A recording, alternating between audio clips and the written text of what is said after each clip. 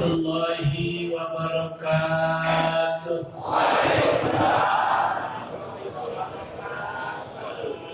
Bismillahirrahmanirrahim. Alhamdulillah. Alhamdulillahi rabbil alamin. Salatu wassalamu ala asyrafil mursalin Sayyidina Muhammadin wa ala alihi wa sahbihi ajma'in. Amma ba'du, subhanaka la ilma lana illa ma 'allamtana innaka antal alimul hakim. Rabbi shrah li sadri wa yassir li amri wahlul 'uqdatam min lisani yafqahu qawli. Yang mulia para alim ulama, para kiai, para guru, bil khusus Ketua Dewan Kemakmuran Masjid Jami Al-Muflisin Ustaz Haji Amir Mahmud, Ustaz Haji Abdul Munir, Ustaz Haji Hashim, Habib Alwi, tokoh masyarakat, para orang tua, hadirin, hadirat, ibu-ibu ada suaranya di atas, di bawah. Biasanya ibu-ibu di bawah.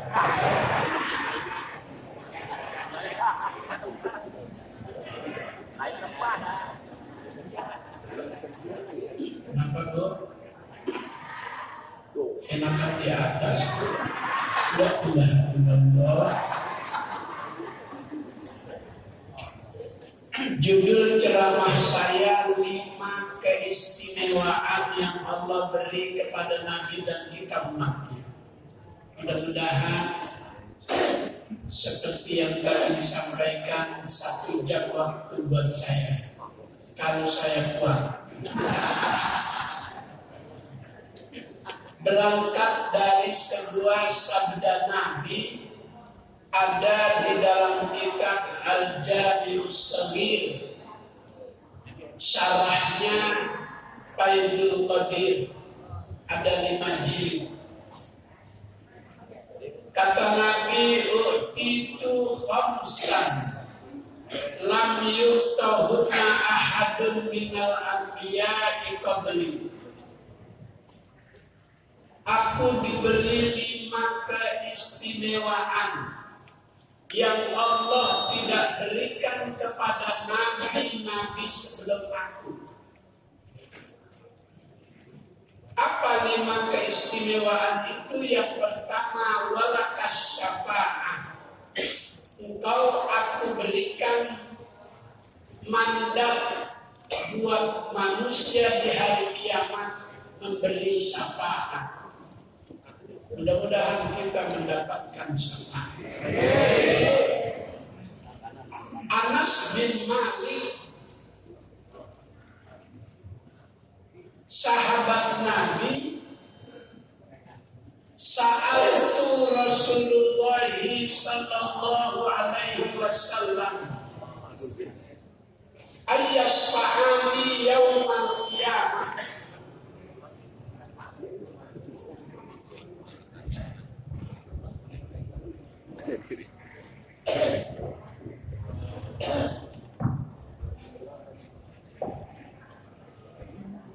Ini fa'ilun. Kata Anas bin Malik, aku minta kepada Rasulullah syafaat di hari kiamat.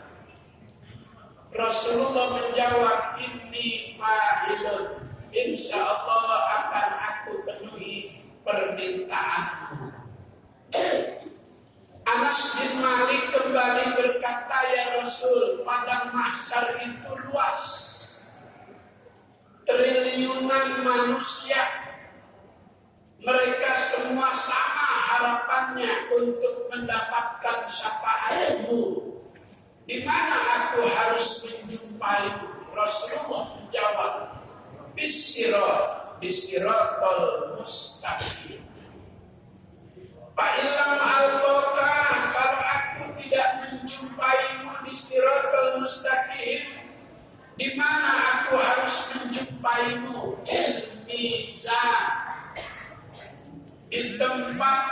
manusia ditimbang amal baik dan buruknya. Di situ aku ada. Pak Ilham Altoka, kalau di mizan aku tidak menjumpaimu, di mana lagi aku harus mencarinya? Rasulullah menjawab, fil haud, di sebuah telaga haud. Bapak kenal telaga? Telaga itu lebih kecil dibanding danau, lebih gede dibanding empang. Empang ada di sini. Udah di hulu.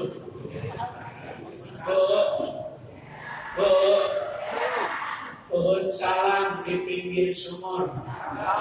Ibu yang tadi jawab salam, saya doain panjang umur. Ya Rabbal. Pohon salam banyak di Pluit.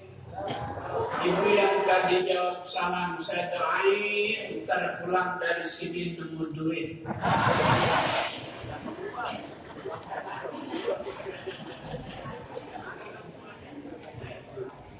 Bu, daun salam buat pecah ikan betik. Ibu yang tadi jawab salam, saya doain ntar malam bangun tidur tambah cantik. Ya itu yang amin ini.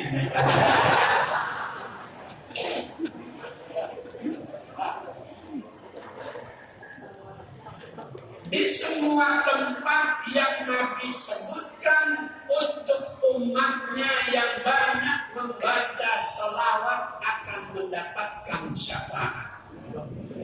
Allahumma sholli ala sayyidina Muhammadin ibbil qulubi wa dawaiha wa afiyatil abdani wa shifaiha wa nuril absari wa hiyatiha wa ala alihi wa sahbihi wa sallim. Allahumma sholli ala sayyidina Muhammadin ibbil qulubi wa dawaiha wa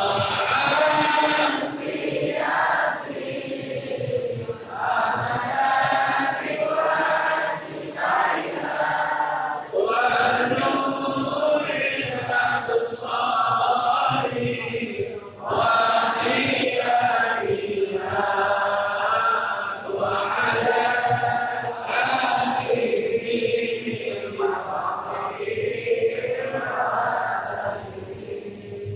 Ada seorang ulama mengajarkan ketika kita membaca sholawat tibbil qulubi wa dawaiha, disuruh pegang dada kita. Kemudian wa afiyatil abdani atau ajsadi, bagian tubuh yang terasa sakit disuruh pegang. Pundak terasa berat, kolesterol, habis makan durian sama sate. Masih pada doyan? Saya suka dikasih nasi kembuli sama durian sama sate sama Ustaz Tigoya. Udah yang suka bagi. Kalau saya ceramah di DPP, lengkapnya durian sama nasi kembuli. Ustaz Tigoya.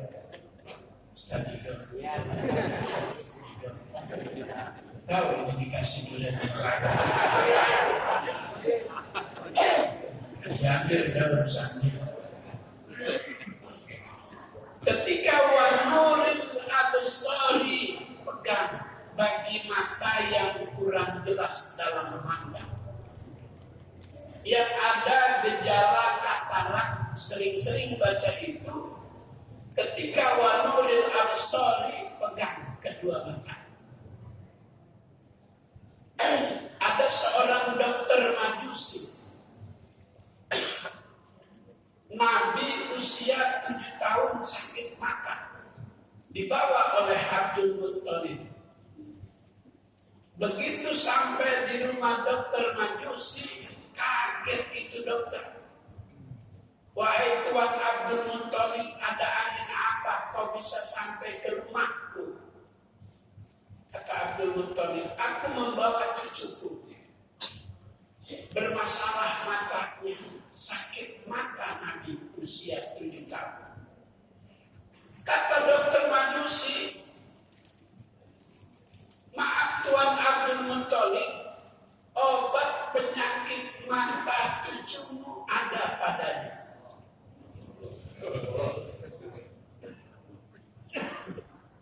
Kata Abdul Muttalib,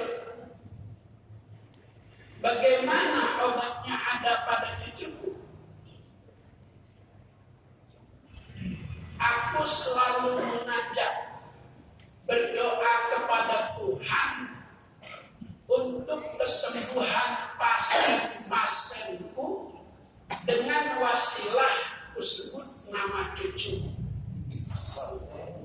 Orang Majusi, pasiennya banyak, sembuh penyakitnya kalau dia berdoa, dia sebut nama cucunya Abdul Muttalib.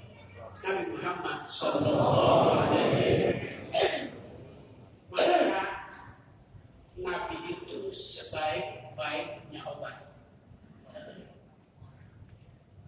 Khairud dawa likulli saqamin syifa. Sebaik-baik obat bagi semua penyakit. Allahumma sholli wa sallim wa barik alaihi. Sambil ceramah itu yang udah ada di hadapan dimakan. Kalau makan lontong agak seret, minumnya albir. Takbir. Yang punya hajat butuh air, minumnya albir. Yang mau pesta pernikahan belum punya air, silahkan hubungin Habib Alwi. Silahkan hubungin Haji Amir. Insya Allah tersedia. Di belakang pakai ngomong promosi-promosi. Bukan ngebilangin dari umat untuk umat. Jadi keistimewaan yang pertama Allah berikan kepada Nabi, syafaat buat kita umatnya. Nabi lain di hari kiamat enggak mendapatkan mandat, enggak mendapatkan izin untuk bisa memberi syafaat. Kapan hari kiamat? Kapan loh? Hari kiamat itu pasti terjadinya hari Jumat. Kalau Jumat itu nama harinya. Kalau Jumu'ah itu sholatnya.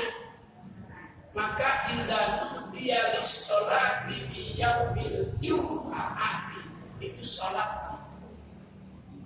Kalau Jumat sepekan, kalau Jumi'ah kiamat, beda harapan, beda arti. Bahasa Arab itu. Jumat harinya, Jumat sholatnya, Jumat seminggu, sholat mingguan, Jumat. Jumi'ah kiamat, cuma gak ada yang tahu kapan terjadi. Dulu ada paranormal memprediksi kiamat terjadi tanggal 9, bulan 9, jam 9, 2009. Sudah mati orangnya. Kiamat belum. Gak usah disebut namanya Mama Lore.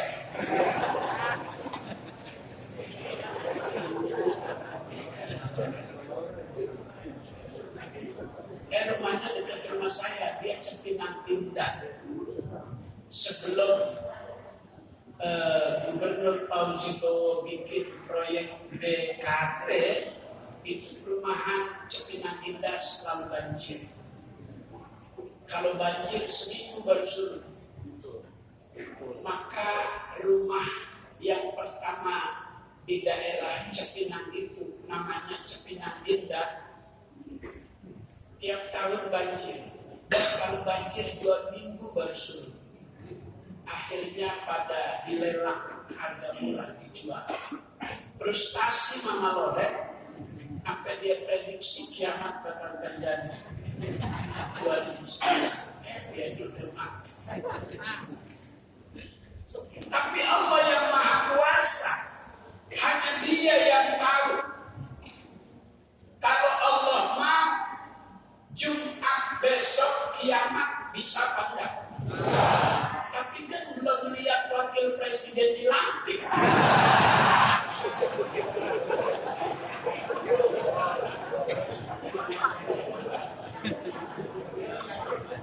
Lantar Kiai Sulaiman Rohimi tahu jadi apa kaget. Sebab masih menunggu keputusan PPUN. Masih 50-50 antara dilantik dan tidak. Kalau dia dilantik karena masalahnya banyak, siapa nanti wakilnya?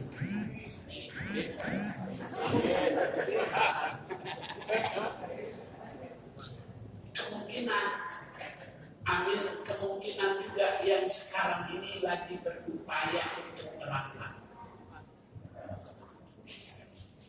Ya, tidak pernah berkoalisi, selalu ada debat. Sekarang dia lagi merapat karena ada kemungkinan kalau kuku papa gagal,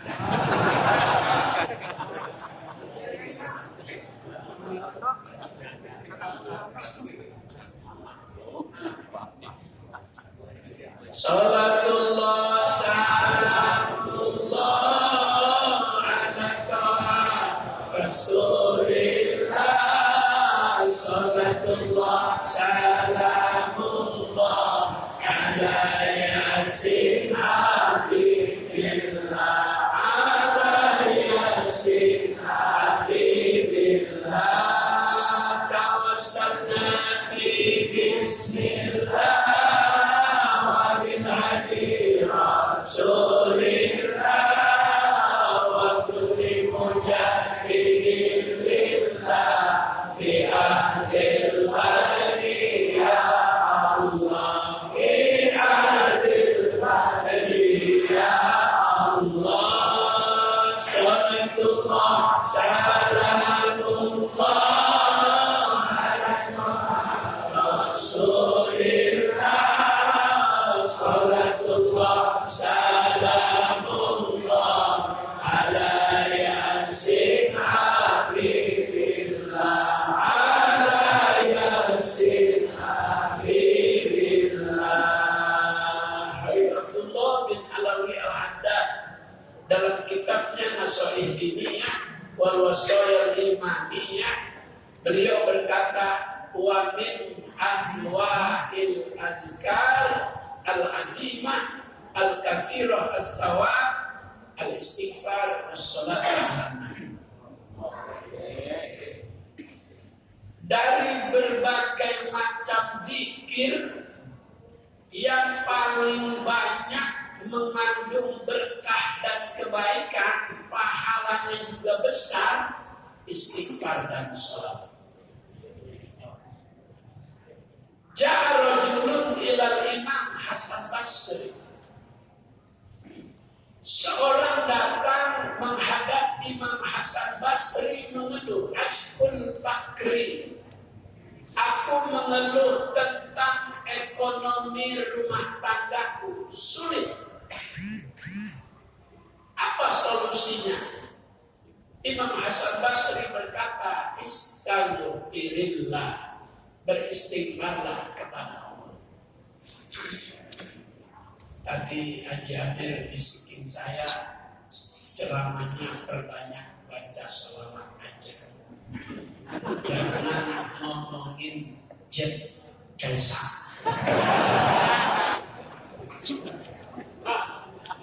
Sebab besok selesai jabatan orang tuanya bakal dipanggil KPK. Lu akan aja.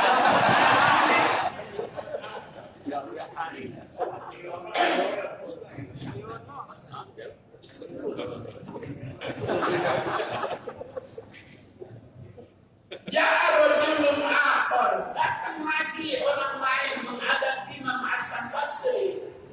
Kata itu orang yang datang, ya Imam, inna sama la tunkir. Wahai Imam, desa tempat di mana aku tinggal sedang dilanda musim kemarau berkepanjangan. Angin belum nurunin hujan. Apa solusinya? Istaghfirillah, beristighfarlah kepada Allah. Wajah asalisun, datang orang ketiga. Ya Imam, inna mro'ati lam talid. Wahai Imam, aku berumah tangga sudah lama, istriku belum kelihatan tanda-tanda bisa memberikan keturunan. Udah berapa lama kamu berumah tangga? Ditanya itu orang sama Imam Hasan Basri. Itu orang menjawab, 10 tahun sudah saya berumah tangga, tapi belum juga. Jangan. Itu nyanyian omak, jangan.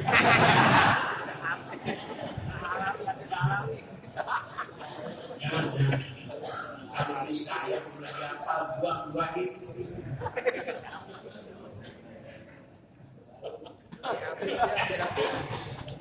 Ya. Udah kayak buang-buangin aja. Hakul yakin, kata beliau. Mulai hari ini setelah aku ikuti tes sistematik, aku nggak panggil lagi itu Habib Rizik, aku panggil Ustaz Rizik.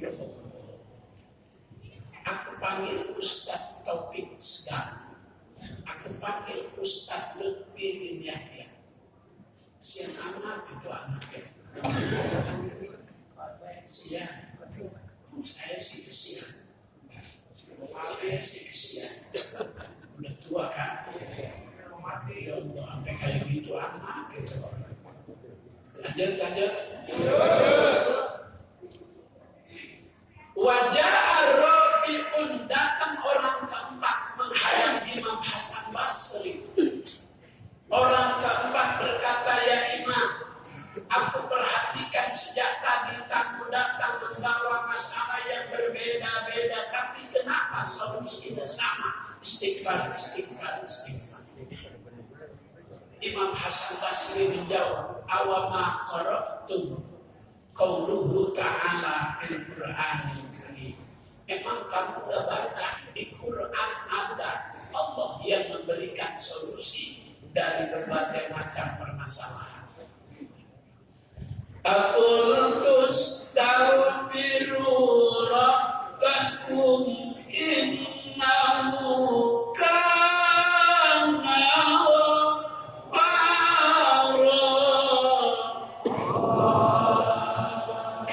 yursilis samaa alaikum midrara wa yumdidukum bi amwalin wa banin.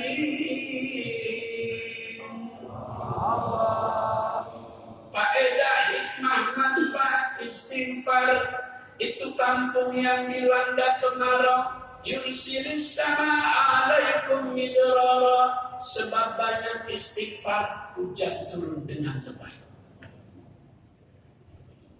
Jika hujan lebat, angin kencang, walam yajid kina, enggak punya payung, in balla thawbuhu, kalau kita paksa jalan ke masjid, baju basah.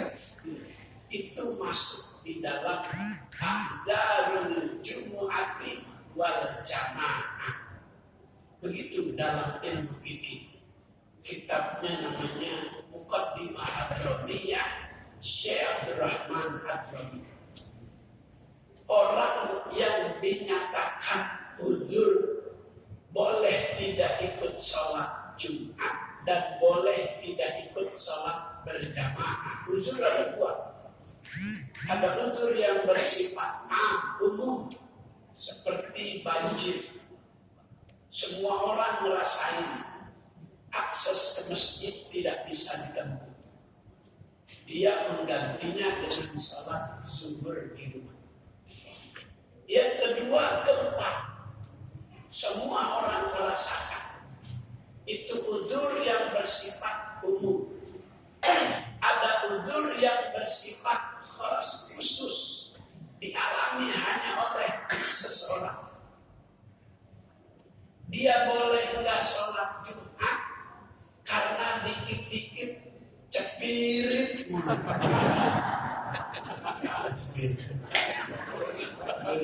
Sama ya, sama. Paham cepirit ya? Baru cebok cepirit lagi. Bagaimana mau jalan ke masjid, bagaimana mau sembahyang, itu uzur yang bersifat khos. Maka dalam satu kitab ada hadis yang ngajarin kita para suami itu tidak boleh berhubungan badan sama istri sambil nahanin pengen kencing. Ini jangan disampaikan di berinya sesak aja.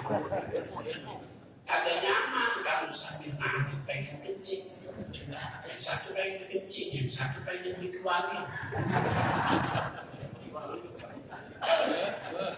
Dokter, lubangnya satu. Orang yang saat berhubungan sambil nahanin kencing berakibat baginya akan mengalami penyakit ambeien. Maaf kalau ada yang ambeien. Itu gua dulu nahanin dulu dong.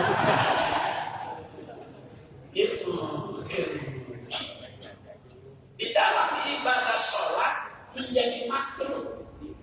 Kalau kita nahanin pengen kencing, pengen buang air kecil, pengen buang air besar, yukrahul iltifat, dimakruhkan saat ibadah sholat kita nengok. Illa lihajatin, kecuali nengoknya ada hajat. Di dalam Al-Quran ayat yang ada kalimat hajatnya banyak. Ada hajatan fi nafsiyaku baqodoha. Ada hajatan fi sudurikum. Ada yang melampiaskan memenuhi hajat disertai dengan nafsu memberikan nafkah batin, boleh halal. Tapi imbangi dengan ilmu. Kalau saya lakukan ini dalam kondisi menahan kencing, akibatnya saya sendiri nanti bakal terkena penyakit ambeien. Makan itu kebutuhan, itu hajat. Manusia hidup butuh pangan, butuh. Tapi pikirin yang akan kita makan. Ini di atas pemulih udah dibungkus sama pengurus Al-Muflisin. Dibungkus ya? Dibungkus. Lauknya kambing. Itu kambing kalau kita makan bikin kita pundak terasa berat, kolesterol.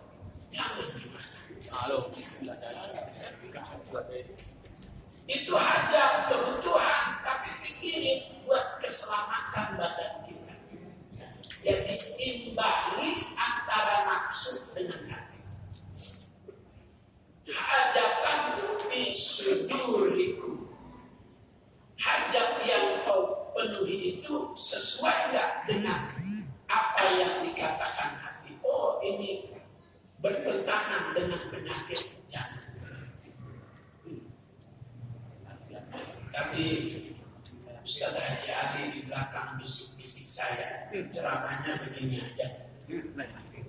Jangan ngomongin Anies kenapa nggak jadi gubernur. Kagak dikasih dia, bukan kagak mau.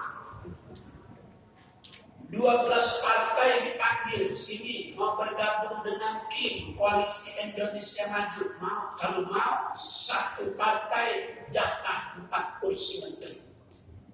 Makanya pada mau. Syarat kedua, jangan calonin Anies jadi gubernur. Makanya pada ditinggal mempatkan. Itu tuh kerjaan siapa? Mulyono.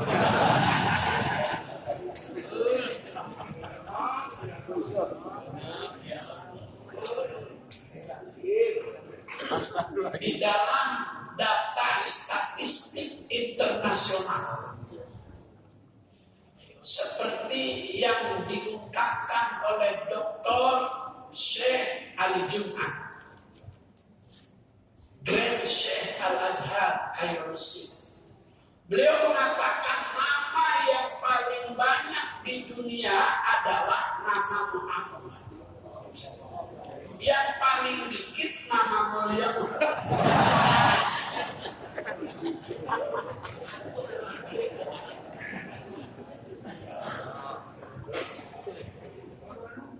Terus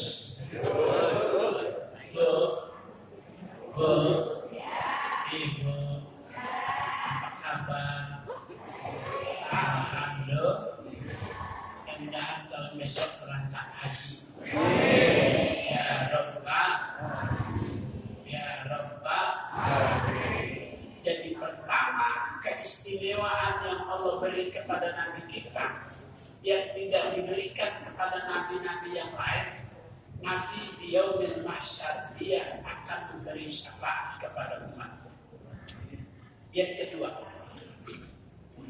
wa ju'ilat liyal ardu masjidan wa tahura.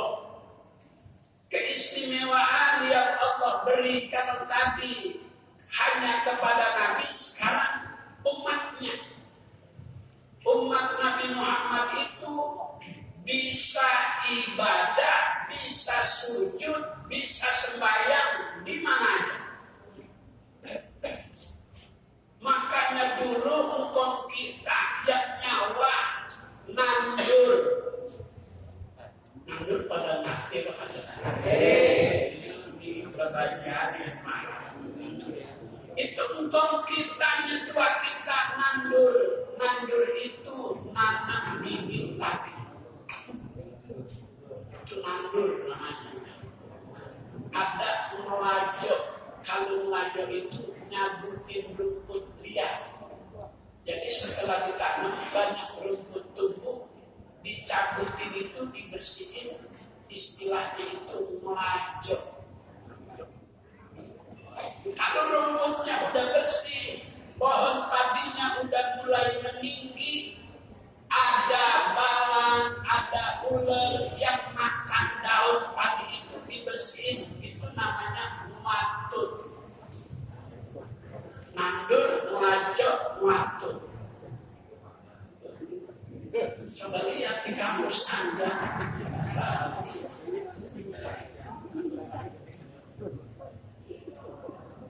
Kalau padinya sudah keluar, sudah mulai nunduk, sebentar lagi panen. Jika pemiliknya terlalu banyak jumlah petakan sawahnya, banyak orang kuli memotong padi di sawah orang lain, itu namanya derep. Ya Pak, derep. Derep itu motong padi orang yang gak punya sawah. Upahnya satu petak itu 1 gede. Agak paham lagi. Ini jarang ceramah begini. 1 gedeng itu 1 iketan padi, bentuk upah orang yang muli. Saya tidak punya sawah, tapi saya punya lumbung. Lumbung itu tempat menyimpan padi. Karena saya dulu salah satu di antara pelaku orang yang ngulik motong padi. Jadi jangan lihat saya sekarang. Lihat dulu proses. Kalau sekarang mobil saya 4 karena dari dulu capek. Mobil siapa? Di rumah beliau mobil banyak. Tinggal alhamdulillah. Jadi umatnya Nabi itu Allah kasih keistimewaan, bisa sembahyang di mana aja supaya tidak meremehkan perintah agama. Kenapa supaya agak ada masjid? Orang di mana aja bisa sholat. Wajubilat liyal ardu masjidah, dijadikan semuanya bumi ini boleh untuk sujud. Kagak ada air, watahura, tanahnya bisa dijadikan tayammum. Agama lain enggak ada tuh tanggal 25 Desember di lapangan, enggak ada. Yang ada Idul Fitri, Idul Adha. Ini dalilnya wajilat liyal ardu masjidan wa tahur. Berangkat dari hadis itu, maka di Indonesia ada momentum yang sangat bersejarah. Sholat Jumat di Monas dihadiri 10 juta umat manusia. Itu beritanya mendunia. Para ahli di bidangnya mengatakan Islam akan bangkit dari Indonesia. Tapi kelompok sebelah nggak suka kita sholat di Monas. Sampai dia mengatakan sholat di Monas ada sah. Kata dia begitu, gak usah disebut. Orangnya rumahnya di daerah Jakarta Selatan. Udah jangan pakai disebut. Panggil siron.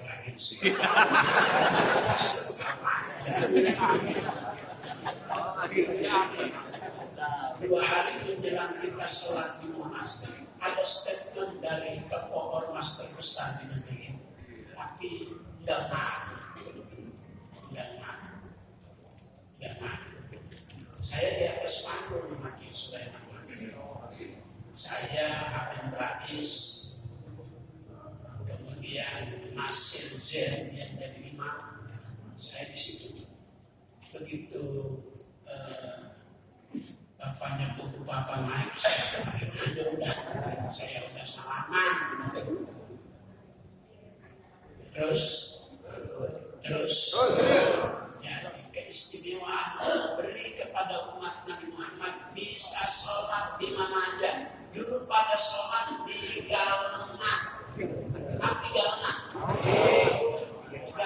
itu tanda batas sawah. Dulu Galena gede, bisa gerobak lewat ngangkut padi selesai dipotong. Dulu alat potongnya namanya ani. Cara megangnya juga unik. Saya mau nyontohin malu. Ani udah hadir. Itu cara megangnya antik. Megang ani. Kalau nggak bisa megangnya, nggak putus gitu. Gogolio. Apalagi gogolio. Gogolio itu batang padi. Kalau nggak bisa megang ani alat potong, nggak putus tuh. Maka pegangannya itu spesial buat megang ani. Sama dengan untuk nangkep ikan siling. Ada yang tahu ikan siling? Ibu tahu ikan siling? Sekarang udah nggak ada ikan siling. Kenapa Allah Ta'ala jadikan bumi itu sebuah keistimewaan buat umat Nabi Muhammad, supaya kita tidak jadikan alasan tidak sholat karena tidak ada masjid. Di mana aja bisa sholat. Alhamdulillah.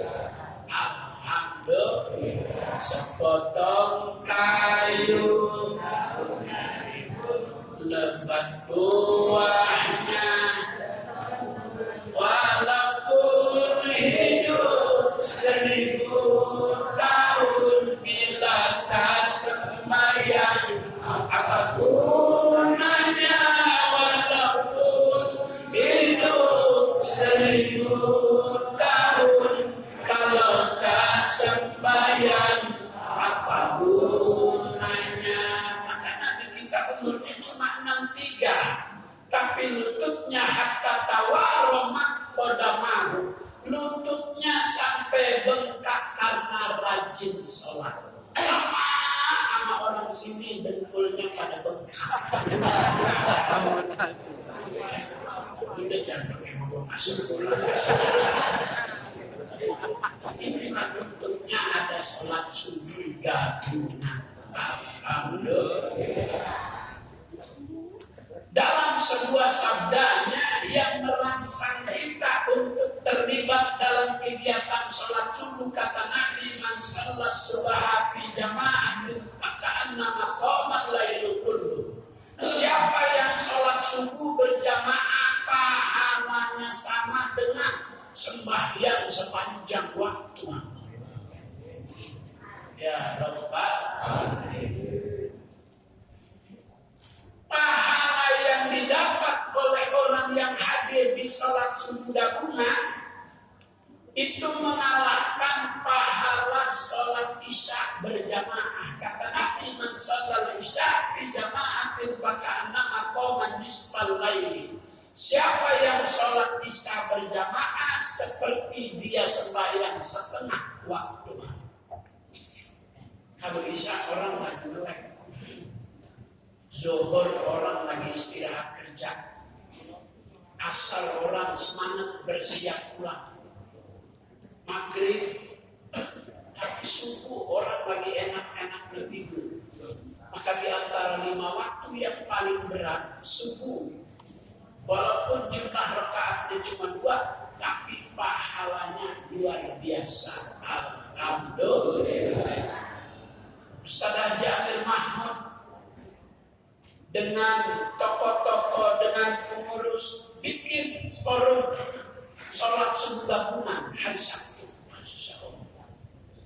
Kita jam 3 dari rumah berbangun.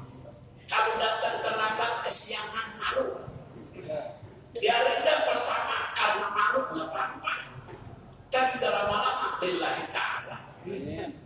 Setengah 4 masjid di mana-mana udah bunyi. Salatu wassalamu alaik ya imam al-mujahidin ya Rasulullah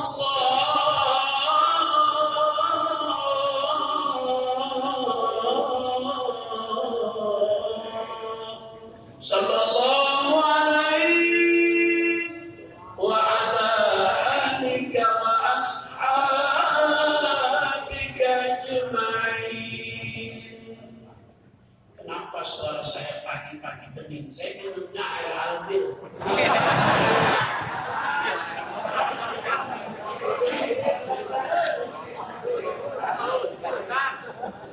Kemarin ajakin rumah bawain 5 dus.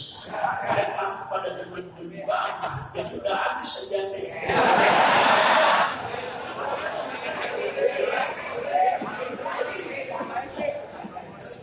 Dibaluin canda. Saya ngomong kemarin 5 orang itu dibagi 10. Alhamdulillah. Pas yang tadi Haji Amir kasih waktu ke saya sampai 6:30, masih ada 3 lagi. Kalau saya habisin sekarang kehabisan modal. Kalau nanti diundang lagi, dari baru buat dulu. Insya Allah saya akan lanjutkan nanti. Mudah-mudahan panjang umur, sehat walafiat, ketemu kembali dengan bulan Rabiul Awal tahun yang akan datang. Al-Fatihah. Bismillahirrahmanirrahim. Alhamdulillahirrahmanirrahim. Ya na'budu wa iyyaka nasta'in. Ihdinas siratal mustaqim. ghairil maghdubi 'alaihim waladdallin. Allahumma fikina wa nasta'in. Assalamualaikum warahmatullahi wabarakatuh.